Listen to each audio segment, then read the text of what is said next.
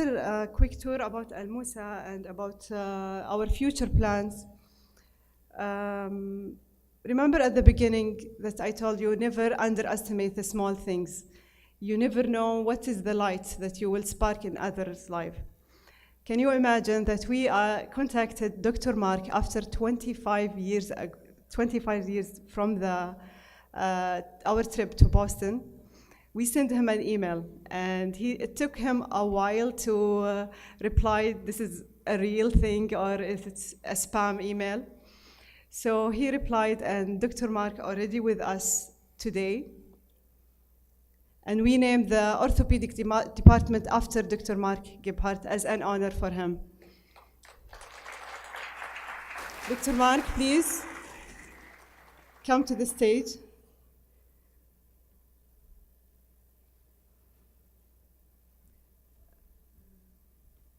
You can go ahead.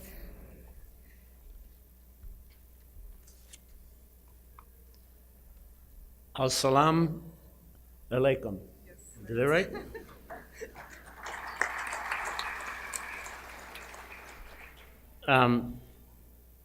Dear Vice Minister of Health, Al-Dawalin, Counsel General Korhonen, the Al Musa family, and guests, and my fellow humans. Thank you so much. Christy, my wife, and I would like to start by saying what a good time we have had in Al-Hassa, and we enjoyed our visits to the Old City, the Historical Museum, and other sites. We'd like to thank the Al Musa family for inviting us and for making us feel so special and welcome. And a very special thanks to Mona Kamas for making all the arrangements, and to Akram Kashmar for greeting us at the airport and escorting us around the city with many stories of the sites and history of Al-Hassa and Saudi Arabia. I should say that I am truly honored by this event for your kindness in remembering me, and I'm humbled by all these years to learn the story, which provided the foundation for this incredible institution. I was asked to say a few words about what it felt like to be informed about this and how it affected me, and I was totally unprepared for this honor. One day I got an email from a colleague at Boston Children's Hospital saying that a member of Sarah Al Musa's family wanted to contact me, and I remembered Sarah and her family fondly. I couldn't recall all the details regarding her medical problem or what I did to treat her, but I remembered her, and it was 25 years ago. So I emailed Malik Al Musa and received the most incredible email in my life in response. He told me that little Sarah was only about 12 or 13 when I saw her 25 years ago, and was doing fine working at the Al Musa Specialist Hospital, which was started by her father. I was very pleased to find out that she was doing well and able to recall when I saw her that we did a biopsy, and that was it. So why, I wondered, would they be writing to me now?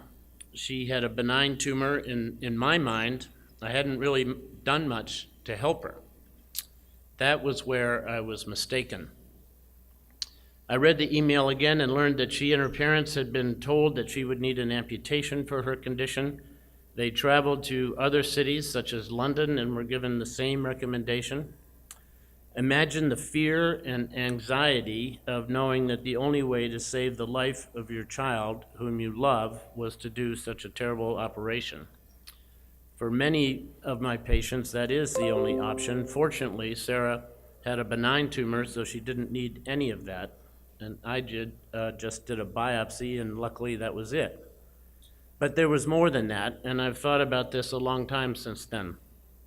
The email also said that Sarah and her family were impressed by the health care provided at Boston Children's Hospital and wanted to create a similar health care experience for patients in their hometown.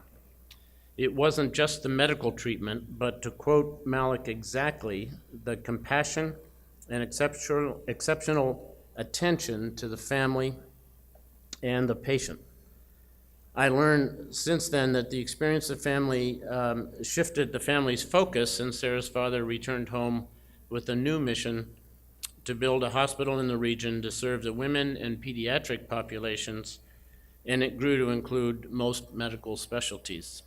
I visited Al Musa Specialist Hospital this week, and it has been extremely impressive and successful. Several family members are working at the hospital, including Sarah, and her brother Malik, who is the CEO, and her father, who is still passionate about the mission and is the general director of the hospital.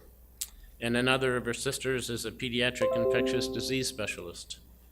On this visit, I got to see your hospital firsthand and the work that you do in the hospital, and visited the orthopedic department, and it is all truly outstanding. You are rightfully proud of what you have accomplished. Then came another huge surprise when I read what Malik said. We have a program of naming some of our major departments after notable persons, and we will name the orthopedic surgery department after you. So how did I feel at that moment? There is only one word that comes to mind, and my initial response was, wow. I was surprised, honored, humbled, and very happy. No experience in my life had prepared me for this honor, and I felt like I was in a dream, hoping that I wouldn't wake up. The ribbon cutting ceremony on Monday was very special. So how did this happen? Looking back at my treatment of Sarah and her family, I remember just trying to do the best I could for them. Francis Peabody, a well-known Boston physician, once famously said, "The secret of the care of the patient is in caring for the patient." I heard that many times and didn't fully appreciate what it meant. That is what you are doing in a Musa hospital every day. That is why you were recently designated as the first hospital in the Middle East to achieve the Plaintree Golden Designation for excellent in patient care, patient-centered care. Calvin Coolidge, one of our U.S. presidents, said, "No person was ever honored for what he received. Honor has been the reward for what he gave." So I thought about that and what I must have given. I didn't do a major operation or cure cancer.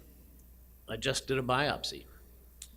But in the process, I must have listened to Sarah and her family's concerns, relieved their anxiety about a possible amputation, and tried to be reassuring.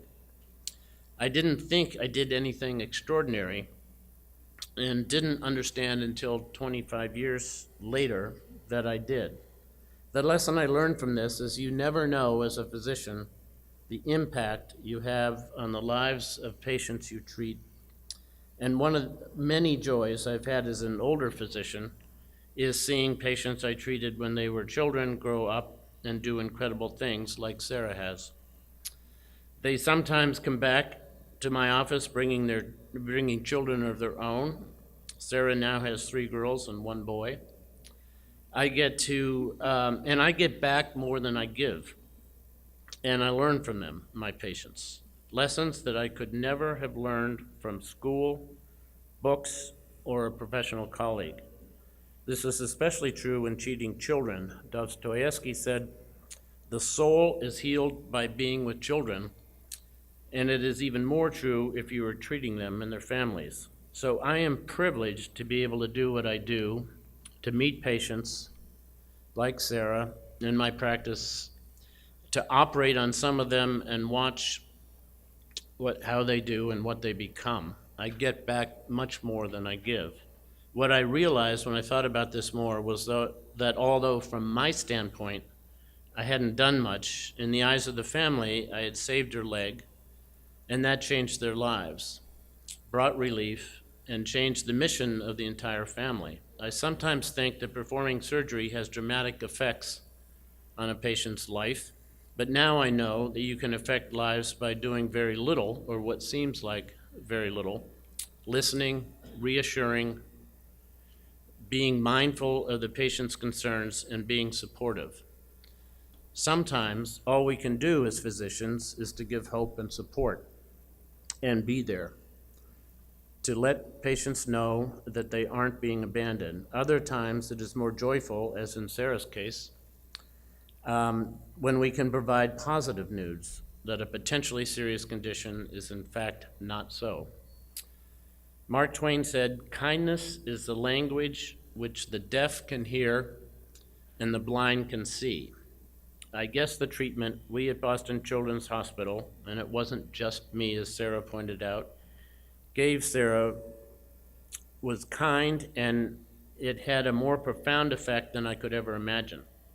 It has transformed your family and brought a profound mission of caring to your city. I learned this week that every year the story is retold. And Antonio and Teresa from the orthopedic department said at dinner this week that every doctor that joins the staff hears the story. I am very proud and honored and humbled and not a little surprised to have played a small role in that. And I wish there were a proper way, words in English to express it even better. I want to congratulate you for what you've done. It is truly impressive. And now I will have a story to tell.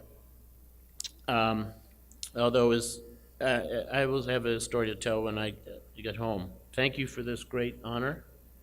I look forward to returning in 2020 for the opening of a new hospital. Shukran.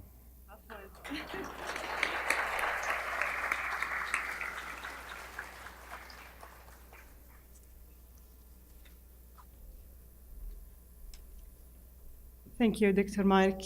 I hope this story will inspire others as it inspired my dad and opened the Musa Hospital. Thank you.